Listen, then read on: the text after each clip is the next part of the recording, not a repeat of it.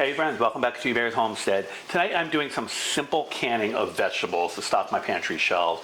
So a lot of canners and homesteaders and everybody out in the on the internet, they do January Canuary. So I'm kind of getting on that bandwagon a little bit this month to challenge myself to do 2 or 3 items a week, around my work schedule and all that, to start stocking my pantry shelves so I can kind of take some of that pressure off and try to avoid the supermarket as much as possible. Now, it's in this world, at least in my world, avoiding the supermarket is not always an option. But if I can limit what I'm buying and get the fresher product and the preserved product in my home, then I'm going to do that. So this week I was at Farmer Joe's and they had these bags of green beans for $1, for $1 for, which I'm assuming it's a 3-pound bag. So, I didn't even look at the weight. I didn't care. It was $1, so I grabbed it. So I went ahead and I cleaned up all those green beans, and I just kind of cut them to size. I was going to try to pack them in the jar lengthwise and just kind of make it look pretty, but I don't need it to look pretty. I just need it to be in the jar and preserved. So we'll be going ahead and doing that. Okay, so what I have on the stove already is the canner that has already got the jars in it. I took the canner, filled it up with the fresh, cool water, put the jars in, put some water in the jars so they don't float and they just stay in there. And then I went ahead and I oiled the seals on my All-American. So the reason you want to oil the seals on the All-American, or season the seals, whatever you want to call it, oil the rim, is because it is metal on metal, so you just want to clean that, and you'll get all any kind of debris. Aluminum tends to have that black residue, so I wanted to get all that off there, and then just really get a clean seal on the canner. Got the canner on, and then next to that, I don't know if you can see it, is I have a pot of boiling water for the vegetables. So the green beans are simply just going in the jar, 1-inch headspace, hot boiling water, that is what they call a raw pack, and then seal your jars and stick them in the canner and process. So the reason I wanted to do the green beans is, first of all, it was an opportunity. Secondly, when you're buying the supermarket green beans, this is just Del Monte, and I actually had these left from Thanksgiving. I bought the wrong ones when I was making green bean casserole. So I priced these out today. These are $2.29 at Publix. I don't know Walmart, I'm sure it's, not too far off, but, $2.29 versus $1. So it was a no-brainer to me. So we're gonna go ahead and get these processed and into the canner, and you're along for the ride. So according to the Ball Blue book, you are supposed to pack your raw vegetables in there tightly, because what's gonna happen as they cook is the vegetables are gonna soften up and they're gonna shrink, and then you'll start having more room in the jar. So you wanna get them packed in there as best as possible. And I mean, it says don't be shy, so I'm not being shy about it. And I just want to get this in there, and I also look at the portion too. That'll be enough for 2 people to eat. So get in there, get it packed in there, and then it's about 1-inch headspace. I was going to do French cut green beans, and I've done French cut green beans before, but frankly, the process of doing the French cut was just a little bit of a pain in the butt. So I was like, yeah, nah, we're just going to go ahead and move on from the French cut. Just do regular green beans. These are shelf ready, and you can use them any recipe you want.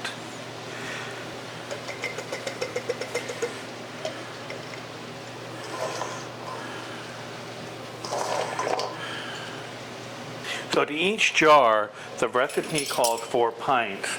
The recipe calls for to add a ½ teaspoon of salt for each pint.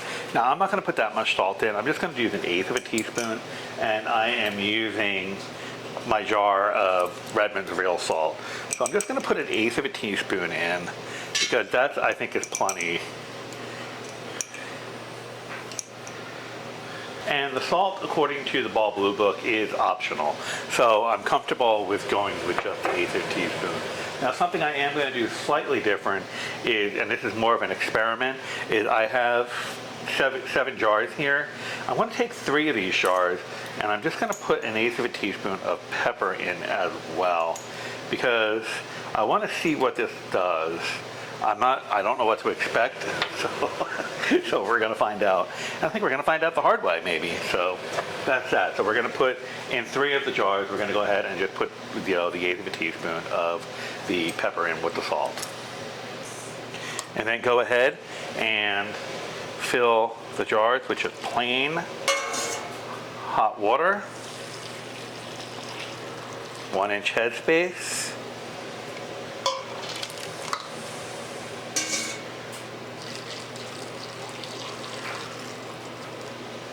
And then you want to debubble each jar because there will be air trapped down there. And your headspace.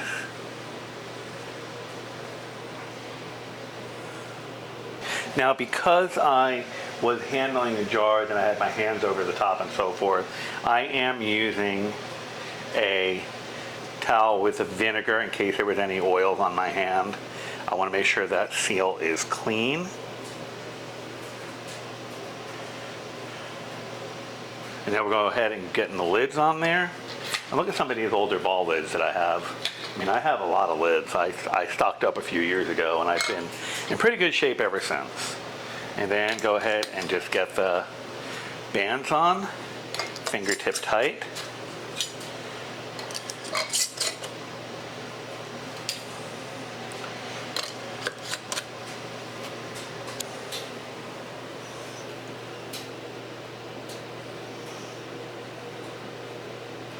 And then go ahead and get your jars into the canner.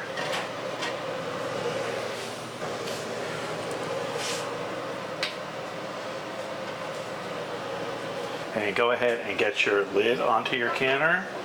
What you do is just, the All-American, just kind of locks into place. You can see here, this piece right here, just locks right underneath that. So you just want to get it lined up, turn it, and you see how the lid's loose like this. So kind of like changing a tire or doing your tire, you want to put the lug nuts or the lug bolt or the twisty thingies, whatever the hell you want to call them. You want to put them on loosely at first, end to end, opposite sides. I do them until they just touch. I get them on until they just all are like at that first thing, and then I go back and then I tighten them. I just keep going back and forth, tightening them until they are all tight. They are tight now, and that's on good.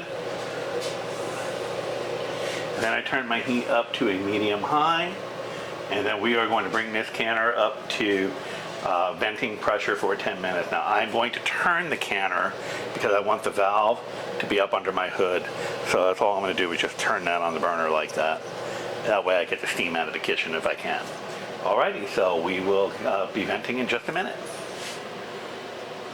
Okay, so in the canner, you are processing the green beans for 20 minutes at 10 pound pressure, and this is at sea level. So for your elevation alteration, sea level, of course you need to adjust accordingly for your altitude and your elevation wherever you are. So 20 minutes for pints, 25 minutes for quarts. And that's it. Now we just wait for the canner to vent. One other thing I started doing with some of the ball lids, and I didn't show it to you earlier, is the red ring. I've been finding it feels to me like there's a film on it now. Like some of these lids I've had for years. I mean, I have, like, back during COVID when it was hard to find stuff, whenever I saw lids, I bought them. It didn't matter where I was, what I was doing, what I was shopping for, I bought the lids. And so that put me ahead on having lids. Now I didn't buy everything I saw. I would buy 2 or 3 boxes at a time, just throw them in the cart, throw them in the bag, whatever, and bought them. But I'm finding that there seems to be like they feel greasy to me maybe? I'm not really sure. So what I started doing was just taking the vinegar towel and just wiping the ring and wiping the lid. And now I never really have any seal or, seal fails or failures. Only in the electric canner do I have some siphoning and some failures, but very rarely on the stovetop because I don't know, maybe I'm lucky, maybe it's just I'm meticulous. I don't know what the reason is, but I think in the past year, I think I've had 3 or 4 jars fail out of all the different things that I've processed. So, you know, I consider myself very fortunate in that, but I think some of it may be attributed to wiping those red rings. So I just wipe them, and I wipe the rim and put it on there, and everybody's happy. Okay, so we're still waiting for it to come up to temperature and vent. So I am venting.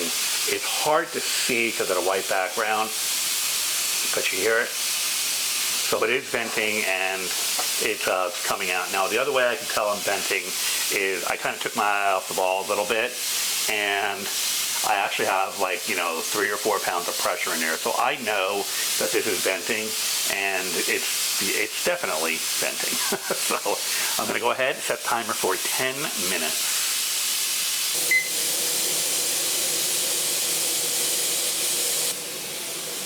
Okay, so we have gone to the 10 minutes. Now I'm going to go ahead and put the 10-pound weight. I'm not sure if it's coming through, but right there by my thumb is 10 pounds. Go ahead, put the jiggler right on, and that'll come up to pressure. And then once it starts jiggling, then we'll set our timer.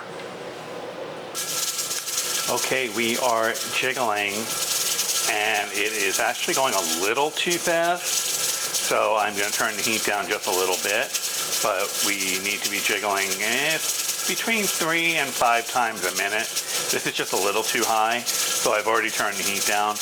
But the other thing of note is the pressure. The pressure is right on that 11.5, so we're right where we need to be. It looks like it's creeping up just a hair, but again, that is just going a little too fast. So I want to turn it down just a hair. Okay, now I think we seem to have it. So going about 10 to 15 seconds between, and there it jiggles. It blows off a little bit of pressure.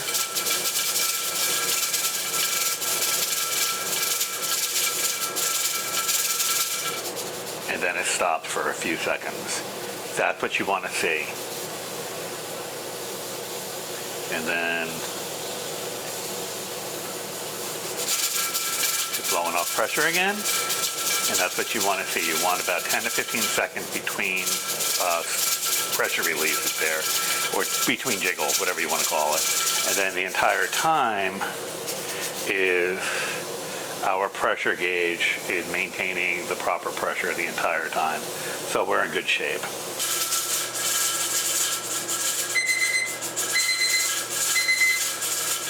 Okay, so we are done with the process. So I'm just going to go back, turn the canner off. And what I do, because it's worked well for me, is I just take the canner and I slide it off the burner because there's still a lot of heat there.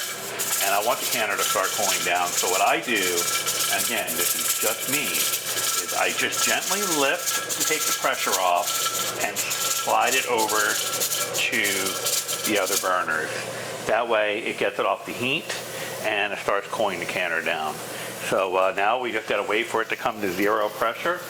And once that comes to 0 pressure, and then we will take the weight off and then wait about another 10 or 15 minutes or so to let the canner cool a little bit. Then we'll unlock the canner and then we'll remove the product.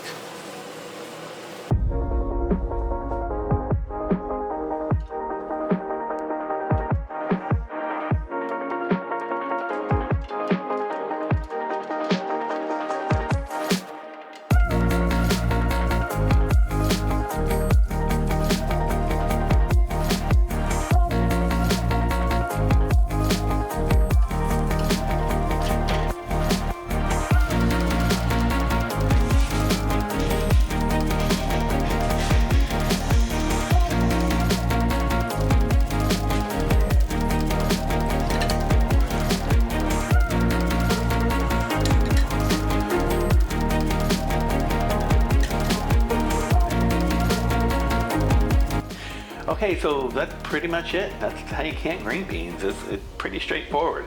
So you literally just grab your beans, you prep them up, clean them up, make sure there's no bad spots on them, you know, trim it all up. I use scissors most of the time. I tried doing a few by hand, snapping them, but I was like, that's taking forever. I just take the scissors and snip them up. And then get them into bite-sized pieces. In the past, I've canned green beans where I take the jar and then I just pack them into the jar, like standing up. And it's nice, it's a nice presentation, it looks nice on the pantry shelf. But I'm not going for nice. I'm just looking for getting a few things on the pantry shelf. And as part of this Canuary, I want to get some vegetables canned up and on the shelf, so I have them, you know, going into the summer. Because this time of year in Florida, you know, green beans are in season right now. So, you know, they're a little bit less expensive than they would be for our northern counterparts. The other thing that we see in the stores right now are lots of carrots, so I'll probably grab some of them and be doing them in one of the upcoming videos. So, yeah, so the green beans, we got these jars. Okay, beautiful. And this is going to be a 14-cent side versus this, which is going to be a $2 and what did I say, $2.39 side. So give me the 14-cent side any day of the week. So for $1, 7 jars, I'm okay with that. So that's pretty much it. So if you like what you see in these videos, we would love it if you shared our videos on your social media. It's one of the best ways you can help us out. And then also hit that like and subscribe button. We have some other stuff coming up with this Canuary, and I hope you stick around to see it. We'll see you on the next video. Take care now.